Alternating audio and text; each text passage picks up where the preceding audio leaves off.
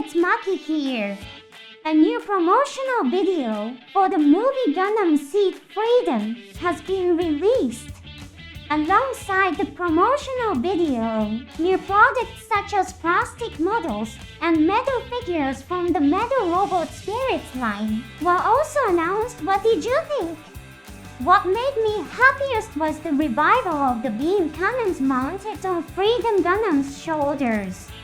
Strike Freedom Gundam is indeed a very cool Gundam, but there has been one point that has personally left me slightly disappointed. That is the discontinuation of the beam cannons fired from behind the shoulders. To be precise, it's the gimmick of firing the beam cannons over the shoulders from the wings. I am personally pleased that this armament has been revived, making it look more like the original Freedom Gundam. Now, let's check out the contents of the newly released promotional video together. First up depicted is a Gundam launching from a catapult. It's the newly revealed Rising Freedom Gundam. In past Seed series, we often saw scenes of launching from a catapult installed inside the battleship. In this promotional video, it launches from a catapult positioned on the exterior of the battleship. Many might be reminded of 0083 Stardust Memory. The image of Rising Freedom launching, with Earth in the background, is striking upon closer observation. The facial features have changed from the traditional Freedom Gundam. It's a design often referred to as the Zeta face among fans. A characteristic is also that the chin part, which is often painted red in conventional Gundams, is gray. The arm parts somewhat resemble those of Destiny Gundam. Could it be that the organization Kiro Yamato belongs to is receiving cooperation from Zaft? Or like in previous series, is this a result of technology being leaked? And let's also closely observe the design of the catapult. It exhibits a different design from the Battleship Archangel. The second promotional video showed the Archangel sustaining substantial damage. Is this battleship a new one that appears as a substitute for the Archangel? Unlike the main host Junior featured in Victory Gundam, is it a repaired and modified version? Director Mitsuo Fukuda has stated the content of previously released audio dramas does influence the movie. I have introduced the content of the audio drama in my show too. In it, the figure of Isaac Ju boarding the Archangel is depicted, perhaps a drama in which the Archangel, boarded by Isaac and Dark, takes severe damage and is then replaced by a new battleship, will unfold at the beginning.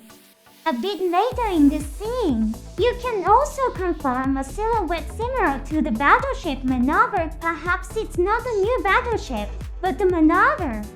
This too is content portrayed in the audio drama, though its engine was destroyed, rendering it immobile. The maneuver itself was said to have not sustained significant damage. Perhaps the maneuver captained by Arthur Trine will appear while he is portrayed as a laid-back character. During battles with the Archangel, he took command of the artillery fire control and held his own, showcasing considerable ability. In fact, one could say he is quite a powerhouse within the Zaft military as a whole.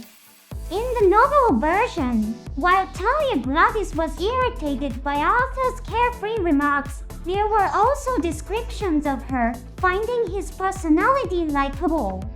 The possibility of Arthur taking over as captain of the maneuver is quite plausible. What might the situation of deploying so close to Earth signify? In past Gundam series, incidents often involved the descent of massive meteorites. This was also depicted in the Gundam 00 movie, however that's being covered in Gundam Seed Destiny. In the scene where Rising Freedom launches, it's also observable that there are no noticeable objects in the vicinity. It may be a scene trying to travel a long distance, as portrayed in the CTV anime. Afterward, its transformation is also depicted. The text written on the forehead is difficult to decipher accurately. Could it be AMN? 10.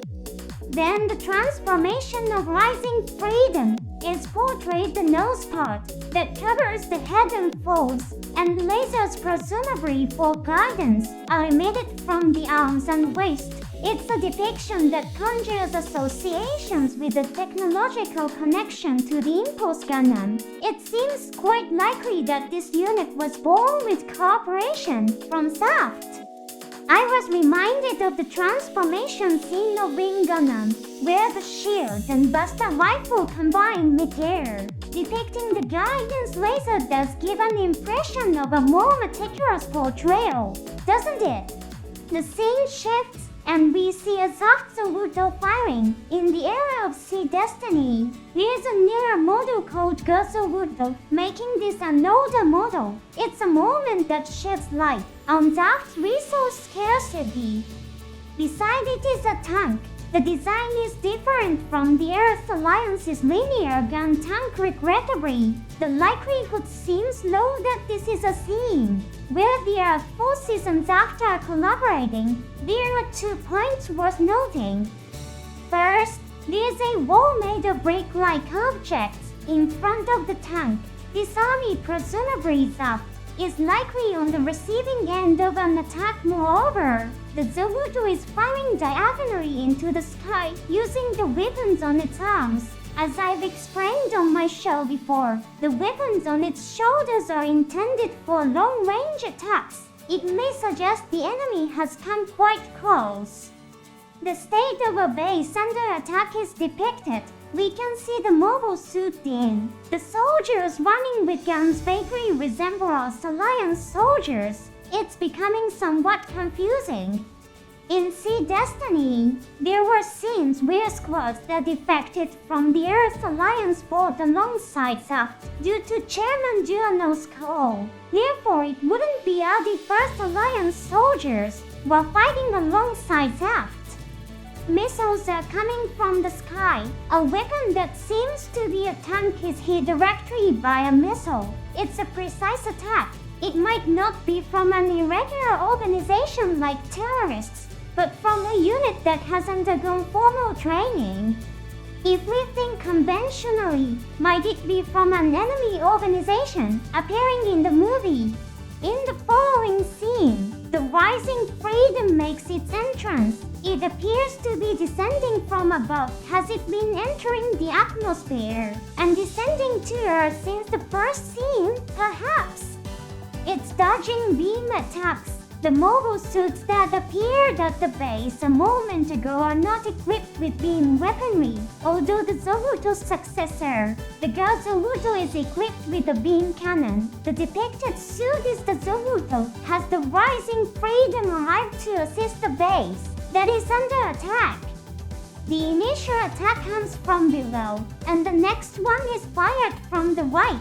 It's possible that multiple enemies have the Rising Freedom in their sights. In the subsequent frame, the shield of the Rising Freedom is seen in flight. It seems like a mechanism similar to the Buster shield of Gundam Death Size. Perhaps it might also serve a role similar to the shield bits of Charging Gundam. By the way, something that looks like the muzzle of an enemy weapon is also visible to the right of this frame. In the next moment, it's shown it's being destroyed, so its identity remains unknown. The fact that it's unleashing beam attacks might mean it's the Venom from the Earth Alliance. Additionally, a beam is coming from the left. The unit that fired the beam reveals itself it's a Venom. Specifically, it's a Venom equipped with a Jet Striker pack. It seems that the Rising Freedom is indeed engaged in battle with the Earth Alliance forces. The Venom has its armaments destroyed by the Rising Freedom. In the next scene, scene, for just a fleeting moment, a mobile suit different from the Rising Freedom appears, likely analyzing from the distinctive shoulder and knee parts design. It seems to be a Black Knight's count. Judging from the shape of the chest parts, it appears to be some unit of the Black Knight's count other than Shiver. It is utilizing a weapon akin to that of the Sword Strike or Sword Impulse. It is sword also equipped by the newly released model kit. A red, cape-like light is visible from its back. It gives an impression reminiscent of Gundam's own, Ori Gundam. Furthermore, the scene where the Black Knight's count appears is right after the Rising Freedom has destroyed the Venom's beam rifle. Could it be that they are displaying consecutive separate scenes? Or perhaps the Black Knight's count is defeating the Venom that had its beam rifle destroyed? In the Astray series, there is a scene where one of the protagonists, Gaimura Kumo, delivers the coup decree to an enemy, accompanied by the phrase, "Take down the enemy when you can." Perhaps the Rising Freedom and Black Knight's count, while having a cooperative relationship, might be showcasing a scene where their ideologies diverge. In the following scene, the Rising Freedom wielding a beam saber approaches the foreground of the frame. It might be employing a kick, an attack often used by Kira Yamato. The thrusters and grooves on the soles of its feet are depicted with meticulous detail. In the next scene, we are presented with Dolphy, a new character in the movie. The character gives an impression akin to Raoul McCree. Always overall, doesn't it? Could this scene be the one where Kira and the others are greeting, which was shown in a previous promotional video? Dolphy, seemingly recognizing Kira, who is a super coordinator, appears to be casting a gaze towards him, sporting what could be interpreted as a somewhat provocative expression. The screen transitions, and the Black Knight's count appears. In the center is Black Knight's count Shiver, distinguished by its shield, which has a scissor-like mechanism and seems to also have something resembling a beam shield generator. In the center, it seems that the Black Knight's count equips a physical type sword as its main melee weapon. However, Shiver has three objects resembling beam sabers equipped on its hip, hinting at a potentially complex fighting style.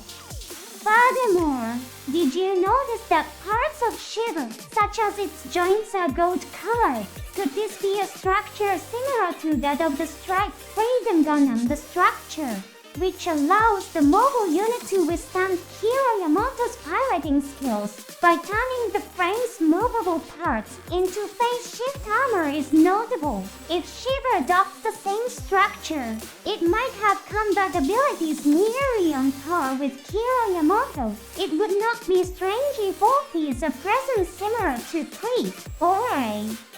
Creek had a combat experience that was equal to Kira.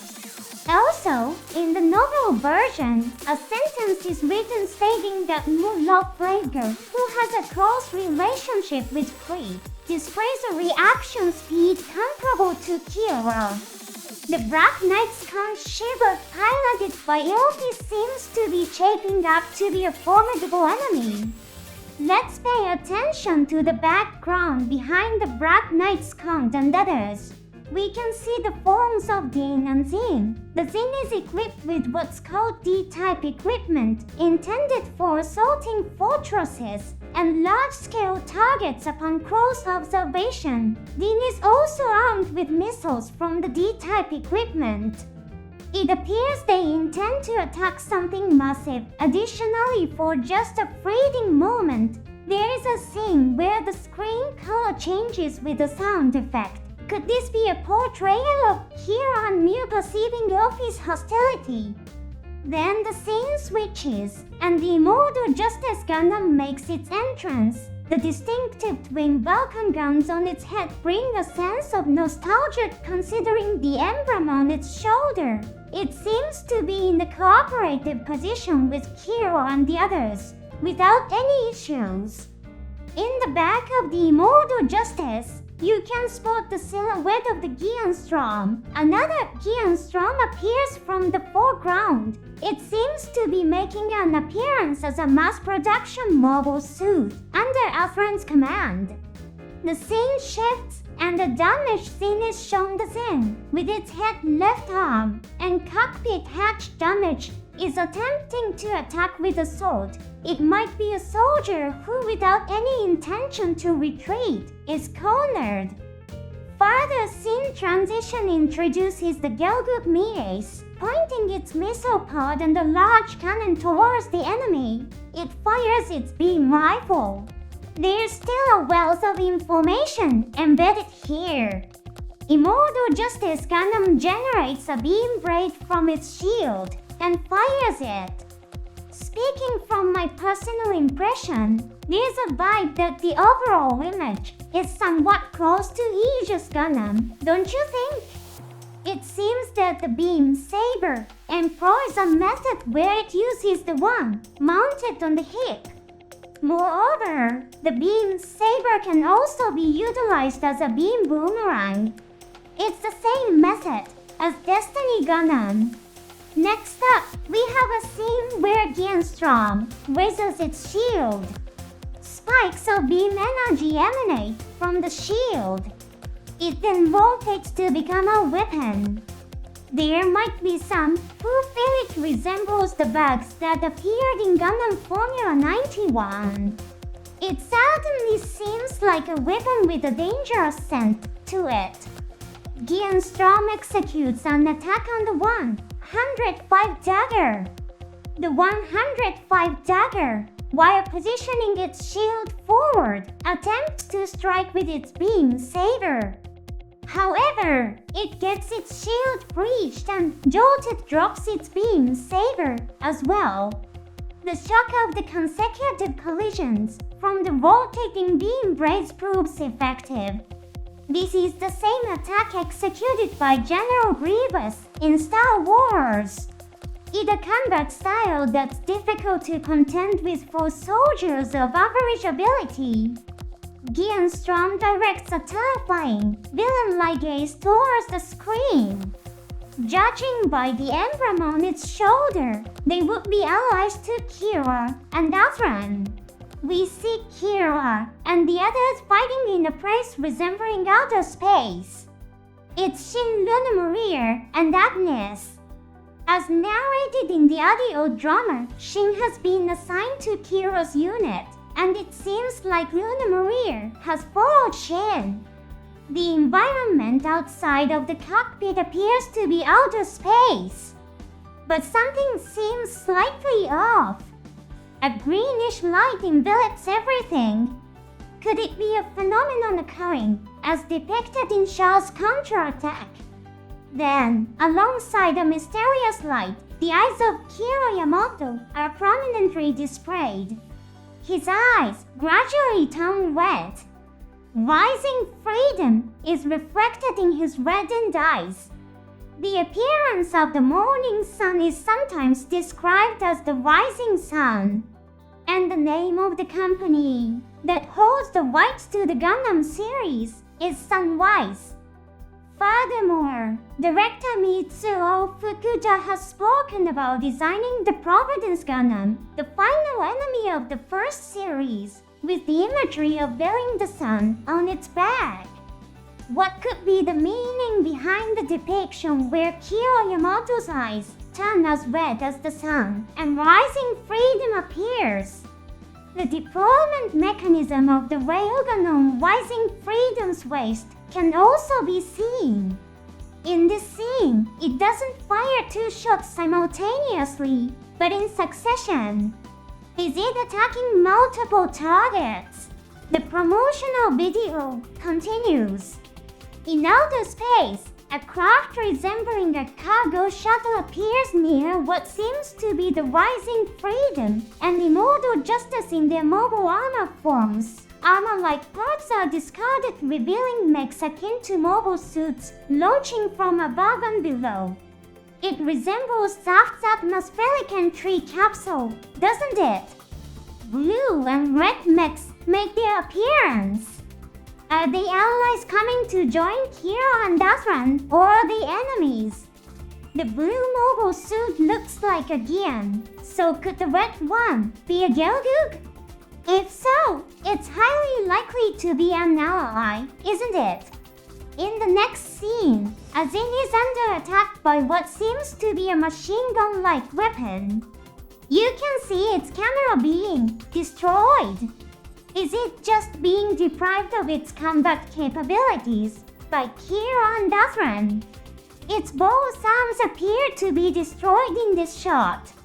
Next, the Murosamé appears, a mobile suit I adore. It's a mech with an appealing transformation, seemingly inheriting the genes of the Zeta Gundam. Upon close observation, there's a white cloud-like haze over its nose and wings. With numerous clouds surrounding it, it might be flying through a very high-altitude area. Furthermore, a mysterious countdown is displayed. It seems related to a missile of some sort. Is it a countdown to launch a missile? Or could it be related to the detonation of a large-scale attack missile, like a nuclear missile? Furthermore, the Rising Freedom armed with two beam sabers makes its entrance. It is slicing off the arm of the 105 Jagger, beam rifle and all. In this scene, you can see the emblem of the Earth Allied Forces on the shoulder of the 105 Jagger. The numerous battle scenes with the Earth Allied Forces may imply that Kira Yamato and his organization might be interpreted as being more aligned with Taft, don't you think? Although it's a mere split-second scene, it seems like Kira Yamato is attacking by combining a swinging motion with his arm and rotating his wrist while wielding the beam saber. If you'd like try mimicking the movement with your own body, it's a motion where the beam saber, held in the left arm, is swung upward. Swinging it upward with the back of your hand facing outward should put less strain on your body. However, here Kira seems to be rotating his wrist itself, seemingly accelerating the speed of the beam saber. If my analysis is correct, this is the same fighting style used in the battle against the Providence Gundam. The 105 Dagger. Now this arm turns its face towards Rising Freedom. Since its head still has a Vulcan gun, it might be trying to continue its attack. However, its head is also destroyed by the two beam sabers. Another approaching 105 Dagger points its shield towards Rising Freedom while raising its beam saber. Here Kira holds the beam saber in his right hand at an extremely low position, hidden by the body of the Rising Freedom and the shield of the 105 Dagger. The beam saber is out of sight from the enemy pilot, the 105 Dagger. Its leg severed by Rising Freedom attack topples over. Lastly, Rising Freedom is prominently featured at this moment. The joints have turned gray. It's discernible that it's not the golden phase shift armor, like that of the Strike Freedom. Perhaps it might power up even further in the latter part of the movie. When the face is magnified, it evokes an impression similar to the Zeta Gundam or Superior Gundam. And so, the third installment of the promotional video comes to a close. What a video packed with so much information! Various intriguing elements have popped up. Haven't we also learned that there are multiple Gian Turcos, perhaps pilots of the Dawn Troopers, might board them. The poster-like image, released simultaneously with the promotional video, is also striking, flying alongside the Archangel or Murosame, and a mobile suit with wings. It sort of looks like Zaxtin, doesn't it? There are so many intriguing elements, it's so exciting. The release is on January 26, 2024 will more new information continue to be released from now on. I'm really looking forward to it. What impressions did you all have of Rising Freedom and Immortal Justice? My impression was the machines seemed to have another level. Some sort of mechanism still hidden within them. Please share your thoughts if you'd like. See you next time on our program.